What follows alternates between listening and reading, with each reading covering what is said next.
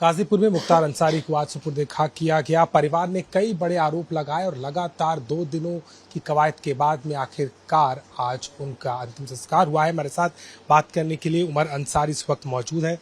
उमर, ये बताइए, जिस तरीके से आप लगातार इस बात को कह रहे थे, आप लोगों ने शंका जताई 18 मार्च को उनको स्लो पॉइजनिंग दी गई, आप लोगों ने उसके बाद में एम्स के डॉक्टर्स की जांच की बात कही, उसके बाद में पोस्टमार्टम को लेकर के आपने बात कही।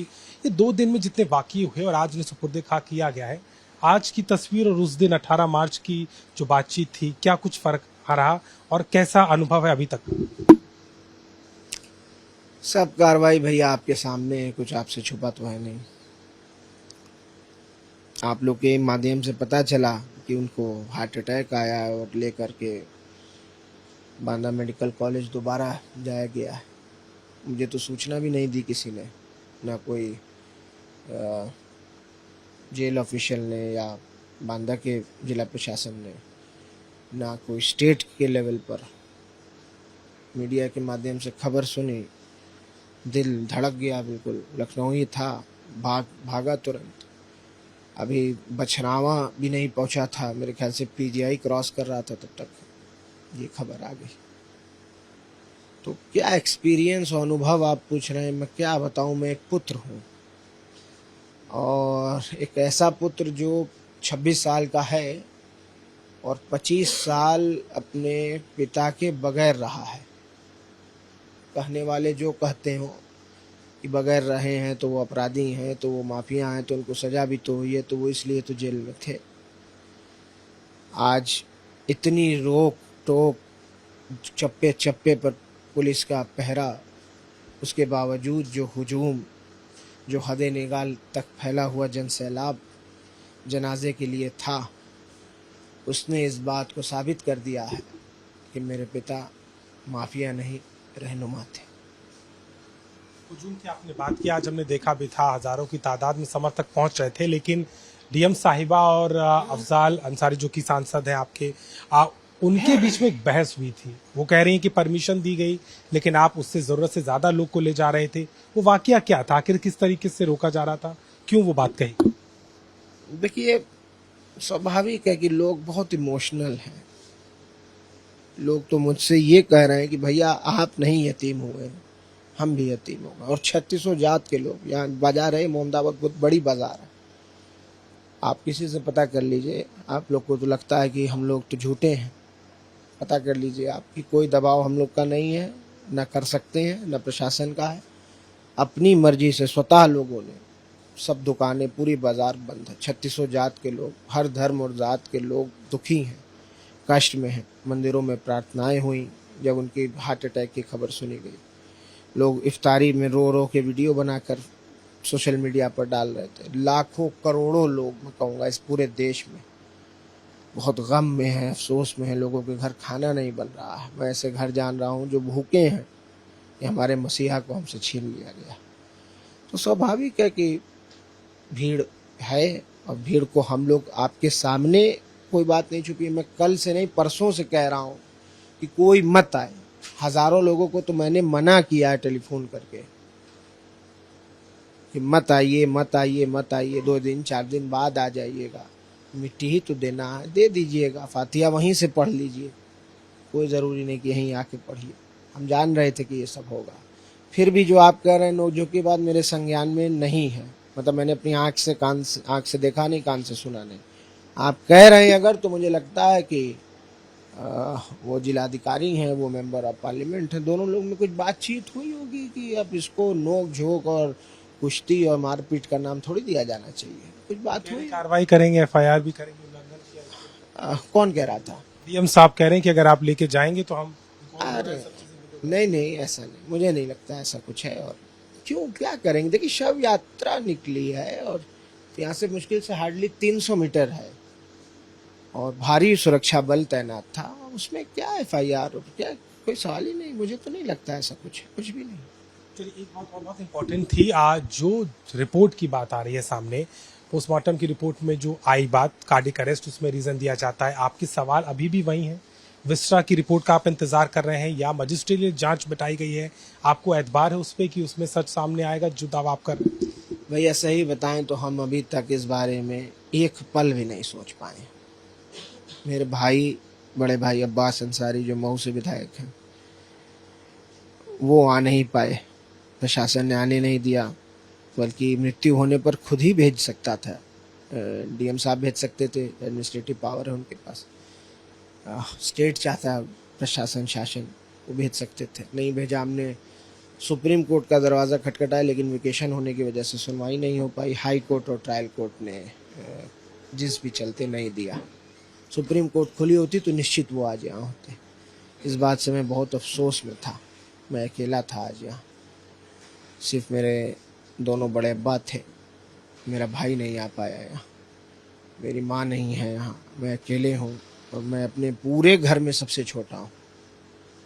और मुझ पर इतनी बड़ी जिम्मेदारी और इतना बड़ा बोझ अचानक से पड़ गया कि मैं खुद को संभाल ले रहा हूँ और अपने आंसू को रोक ले रहा हूँ और अपने गम को बाहर नहीं आने दे रहा हूँ, अपने दिल में ही रखे हुआ हूँ और सिर्फ अल्लाह के सामने कह रहा हूँ, यही बहुत है। तो मैं सोच नहीं पाया हूँ। आज सोचेंगे, लीगल टीम से डिस्कस करेंगे। आज तकवीन हो गई है, थोड़ा हो सकता है आज नहीं तो कल घर के गार्जियन है अफजाल बाबा, उनसे डिस्कस करेंगे, लीगल टीम से डिस्कस करेंगे, फैसला लेंगे कि आगे क्या करना। लेकिन एक बड़ी बात ये थी कि आप लोगों ने साजिश का आरोप लगाया। अफजाल साहब ये बात कह रहे हैं, आप कह रहे हैं कॉन्स्टेंटली, और ये बात अभी नहीं, जो कॉन्वर्सेशन आपका आपके पिता के साथ हुआ था उसमें भी उन्होंने इस दर्द को बताया कि उनको लगता है कि उनकी तबीयत नहीं ठीक है, उनकी रूह नहीं बचेगी, ऐसी बातें उन्होंने उस ऑडियो में कही थी। तो आपको लग रहा है कि इन जिन तमाम चीज़ों के मद्देनज़र क्या वाकई में वो सच सामने आ पाएगा, और जिसका दावा आप कर रहे हैं, क्योंकि रिपोर्ट कुछ और कह रही है और आप लोगों का दावा है, और कौन इसके पीछे है, कौन इसको या दो जगह अदालत है। एक ज़मीन की अदालत है जिस पे हमें विश्वास है, पूर्ण विश्वास है, न्यायपालिकाओं पे हमें इंसाफ मिलेगा और बात खुलेगी और सामने आएगी। आज नहीं तो कल आएगी। समय एक जैसा नहीं रहता, समय बहुत बलवान होता है। दूसरी अदालत अल्लाह की अदालत है, ऊपर वाले की अदालत है। किसी कारणवश यहाँ से नहीं भी इंसाफ मिला तो वहाँ से मिलेगा, वहाँ इंसाफ होगा। साजिश के पीछे कौन है? राजनीतिक लिंक भी है? स्पष्ट रूप से ब्रजेश सिंह, दाऊद इब्राहिम का को accused mafia don Brajesh Singh, जिसने गोली चलाई पापा के ऊपर। ब्रजेश सिंह और तिरभवन सिंह और इन लोगों के खिलाफ पापा को गवाही देनी थी। गवाही का नंबर अब उन्हीं का था। वो वादी मुकदमा और इंजर्ड गवाह हैं, उनको खुद गोली लगी थी, वादी मुकदमा भी थे। वो गवाही दे देते तो क्या होता उस ब्रजेश सिंह के भविष्य का, जो सरकार की गोद में बैठा हुआ है, उनके खास लोगों में है। कैसे हैं आप जान ही रहे, उनकी पत्नी एमएलसी हैं बनारस जैसी जगह से, निर्दल, जो मोदी जी की कॉन्स्टिट्यूंसी और बीजेपी सबसे बड़ी पार्टी और सबसे मजबूत नेता। So you know everything.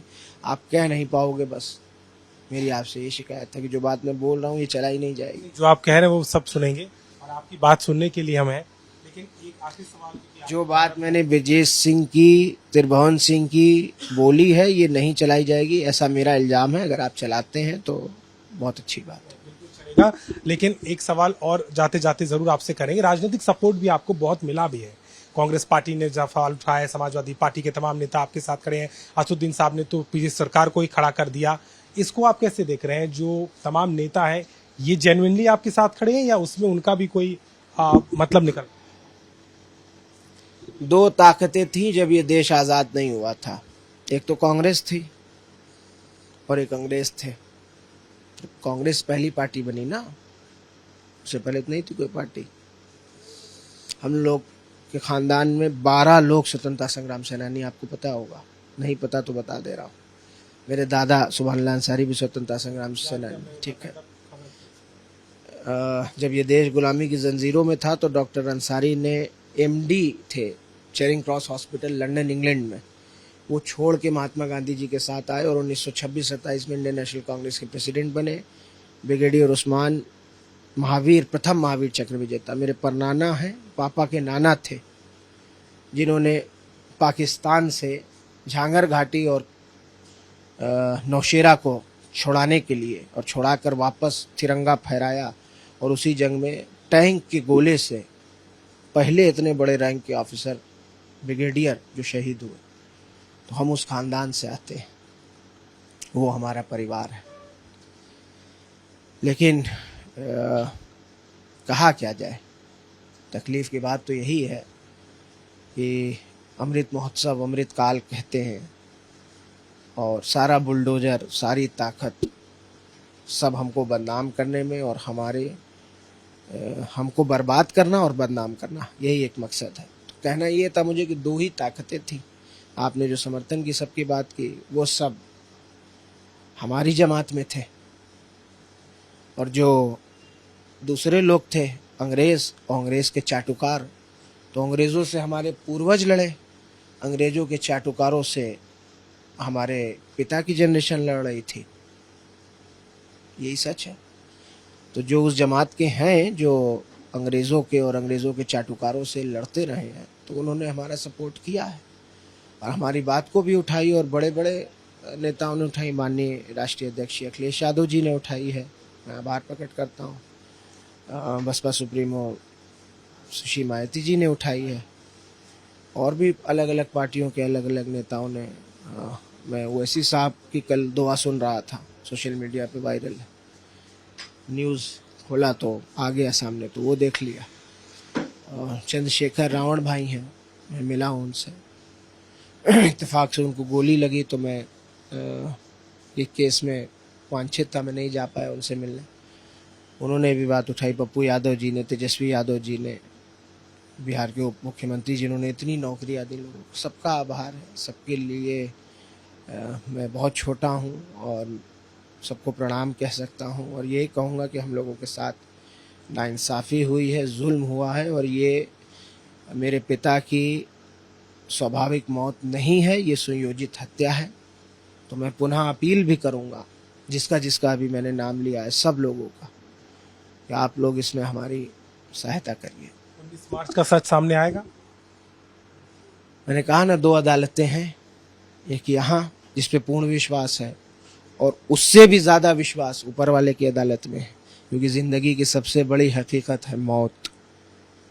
जब पैदा हुआ है आदमी तो मरेगा, और मरेगा तो कोई भी धर्म का मानने वाला, इस्लाम, सनातन, सिख, क्रिश्चियन, सबके धर्म में अच्छी चीज़ें सिखाई जाती हैं। मनुष्य खराब हो सकता है, कोई पर्सनल व्यक्ति खराब हो सकता है, कोई धर्म खराब नहीं होता। धर्म अच्छी चीज़ सिखाता है। सब धर्म में कहा गया है ना कि जो कर्म करोगे तो अगला जन्म वैसा मिलेगा। आपके हिंदू धर्म में भी कहा गया है, मेरे इस्लाम में भी कहा गया है कि इस दुनिया के बाद आखिरत की ज़िंदगी है। तो कहा ना कि यहाँ नहीं तो अल्लाह की अदालत में इंसाफ मिलेगा। इंसाफ तो मिलेगा। 19 मार्च का सच यहाँ खुलेगा या आखिरत में खुलेगा, और आप देखेंगे कि फतेहयाब मुख्तार अंसारी होंगे। अंसारी ने एक्सक्लूसिवली बातचीत की और पूरी बातों को खुल के सामने रखा है। जो दावा किया गया, जो आरोप लगाए गए, 2 दिन से लगातार जिस तरीके की चीजें बदलती रहीं, लेकिन आखिरकार सुपुर्द खाक कर दिए गए हैं। और सीधे तौर पर अगर देखें तो परिवार में गम है और वो सवाल लगातार उठाए जा रहे हैं।